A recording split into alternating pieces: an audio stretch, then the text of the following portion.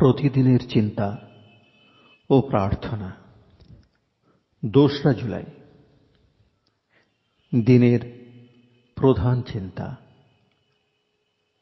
শ্রী ভগবানের কাছে প্রার্থনা করো যেন তাঁহার কৃপায় তুমি সেবাধর্ম পালন করিতে পারো। মুখস্থ করা যায়।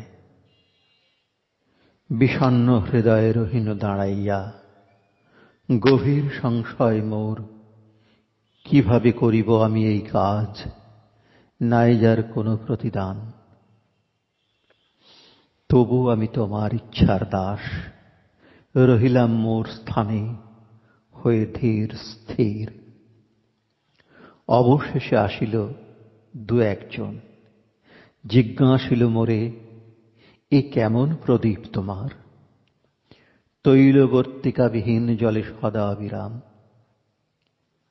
বলিলাম আমি তারে, এ যে তব অক্ষয় সুদীপ, জলে যাহা দিবানিশি মানুষের স্পর্শ বিনা। বলিলাম আমি তাহাদের, জ্বালাইতে আপন দীপশিখা, কিন্তু হায়, ফিরিল তাহারা দ্বিধাভরে অতীব কাতর। উপদেশ। আমরা যখন অপরকে উৎসাহ ও সাহসে অনুপ্রাণিত করি, তখনই আমাদের যথার্থ জনসেবা হয় এবং আমরাও তখন কত উপকার লাভ করি। আমাদের মন যদি মহান চিন্তায় উন্নত হয়, তবে আমাদের এবং অন্য সকলেরও বিশেষ উপকার হয়।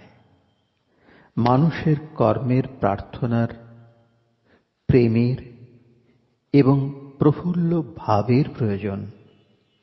প্রত্যেক কাজ এমন নিঃস্বার্থভাবে ও আন্তরিক সেবার আগ্রহে করো যে তাহা তোমার জীবনে শ্রী ভগবানের অশেষ আশীর্বাদ আনিবে। প্রার্থনা।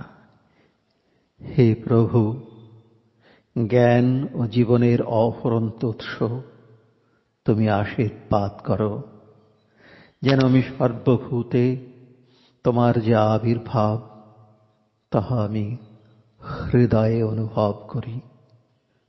তোমার দিব্য জ্ঞান আমার কাছে প্রকাশিত করো, যেন আমি তাহা তোমার সন্তান সকলকে দান করিতে পারি। আমার নিজের ইচ্ছাকৃত সেবা আমি তোমার শ্রীচরণে নিবেদন করিতে চাই। তোমারই প্রেম যেন নদীর মতো আমার মধ্য দিয়া সকল জীবের দিকে প্রবাহিত হয়।